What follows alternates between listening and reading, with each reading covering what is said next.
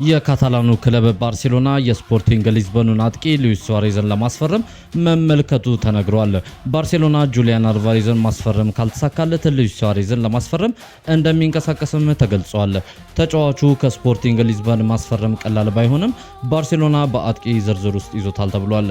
ባርሴሎና ሌሎች አማራጮችን የሚመለከት ሲሆን ሱዋሬዝን ማስፈረም ካልቻለ ብቻ እንደሚሆን ፋብሪዚዮ ሮማኖ ተናግሯል።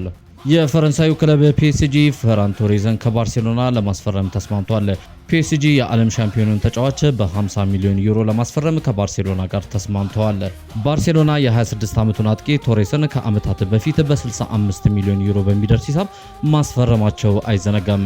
ይሁን እንጂ የተጫዋቹ ውል ካራዘሙ ለማንቸስተር ሲቲ ክፍያ ለመፈጸም የሚገደድ በመሆኑ መሸጥን መርጠዋል። የምዕራብ ለንደኑ ክለብ ቼልሲ ቤኖይት ባዲያሺሊን በውሰት ለናፖሊ ለመስጠት ከስምምነት ደርሰዋል። ናፖሊ ቤኖይት ባዲያሺሊን በ27 ሚሊዮን ዩሮ የመግዛት አማራጭ ባካተተ ውሰት ውል ያስፈርማል። በተጨማሪም ናፖሊ የውሰት 3 ሚሊዮን ዩሮ ለቼልሲ እንደሚከፍል ፋብሪዚዮ ሮማኖ ዘግቧል። ፈረንሳዊ የመሃል ተከላካይ ቤኖይት ባዲያሺሊ በናፖሊ ከአሰልጣኝ ማስሚሊያኖ ኤሌግሪ ጋር የሚሰራ ይሆናል።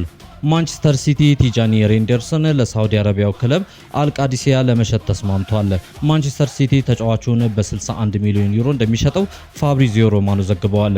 ኔዘርላንዳዊ አማካኝ ቲጃኒ ሬንደርስ ወደ ሳውዲ አረቢያ ለማምራት መዘጋጀቱ ተዘግቧል። ሬንደርስ ለማንቸስተር ሲቲ 47 ጨዋታዎችን ሲያደርግ 5 ጎል አስቆጥሮ 2 ለግብ የሚሆኑ ኳሶችን አመቻችቶ አቀብሏል።